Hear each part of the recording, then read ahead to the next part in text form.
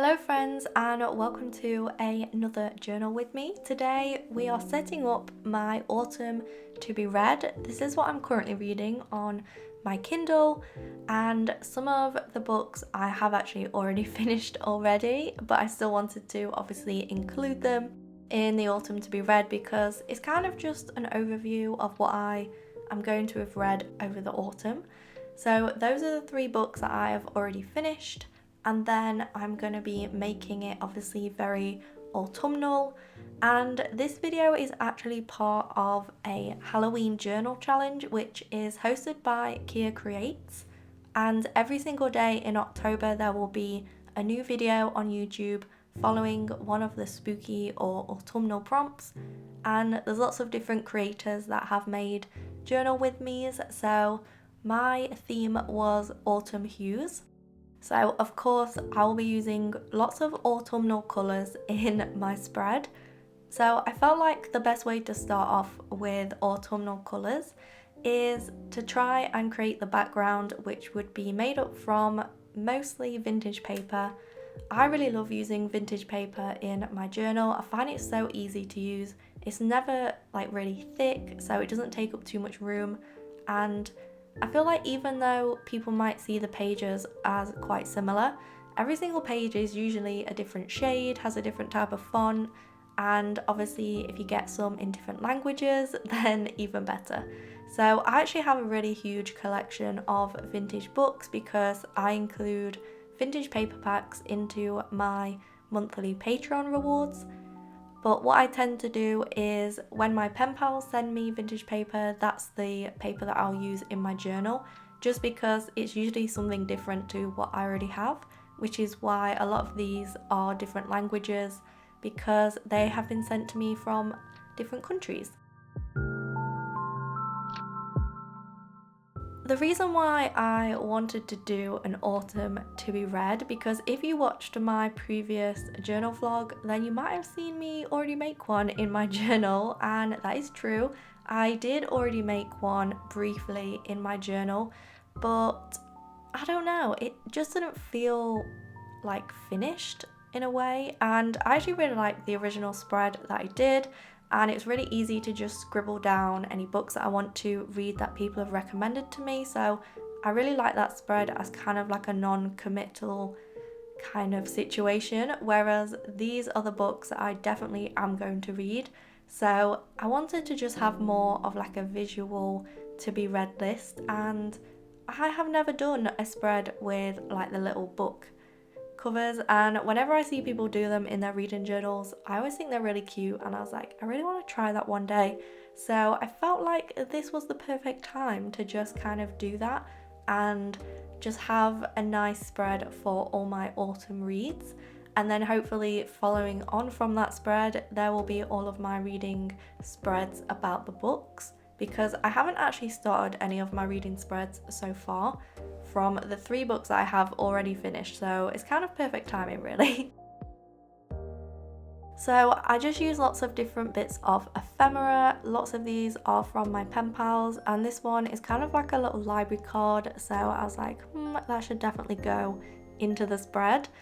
There's a lot of like beige stuff because obviously the autumn colours, you think of neutrals, and I always think of like orange, yellows and reds, but for this one I'm kind of sticking with the browns, the beiges and the oranges. So you'll see the autumn stickers that I use later on kind of follow that colour palette.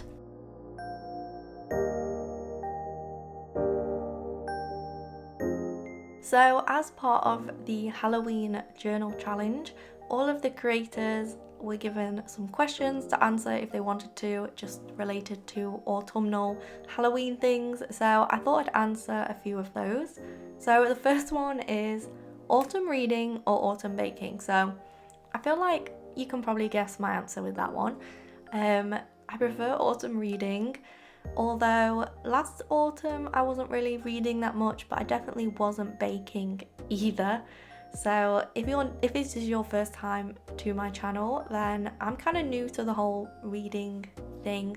It's something that I used to do like years ago, but I guess I've been in a reading slump for maybe like 5 years, so yeah, I have really got back into reading in 2024 and I'm a huge fan of it. So if you enjoy reading as well, then you should definitely subscribe to my channel because I do lots of reading journal videos, and my journal vlogs also have lots of reading content in too. I'm definitely in my fantasy era as well, so as you can see, all of these books here are all fantasy books. I'm not going to talk about the books that I've obviously read already in great detail because you'll hear my thoughts when I create those spreads in my upcoming reading journal. Now, baking is something that I am not very good at, although I did do an autumn journal with me video where I kind of put down some activities that I wanted to do in the autumn, and one of those things was baking.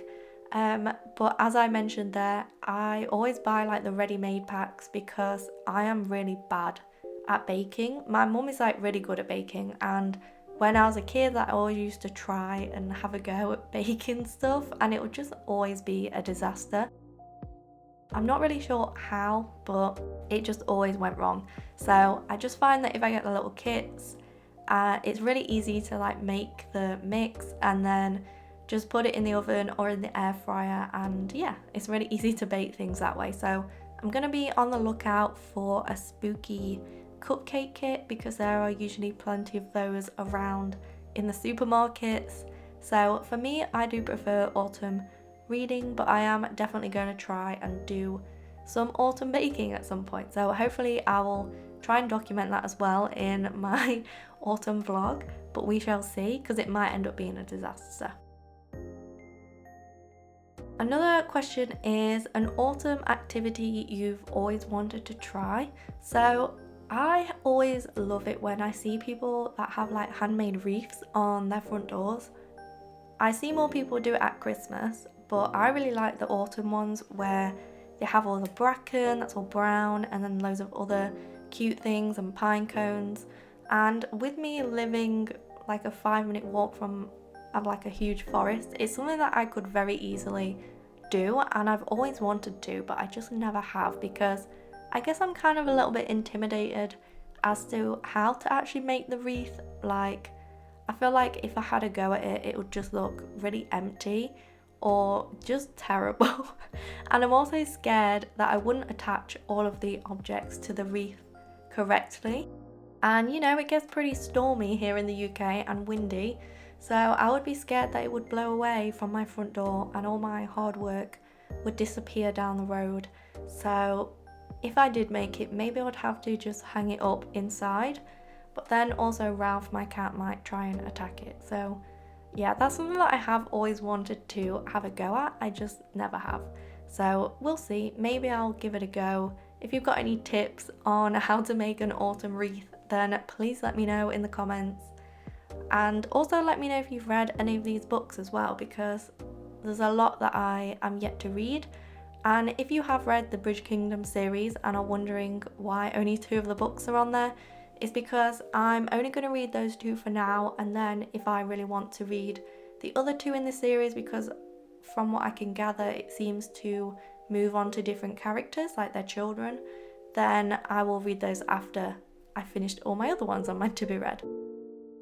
So for the spread, I just carried on decorating with some little bits of washi. I added some autumnal stamps, and then these are the really cute autumn stickers that I have that are just lots of acorns and oak leaves.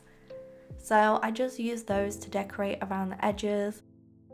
I would say that this spread is pretty autumn hues, like there's definitely the colours of autumn, and with the Once a Broken Heart series I went for the blue covers instead of the bright pink ones because I felt like they would obviously fit in with the autumn colours better than bright pink. So when I actually make those in my reading journal, I'll be sure to make a lovely pink spread.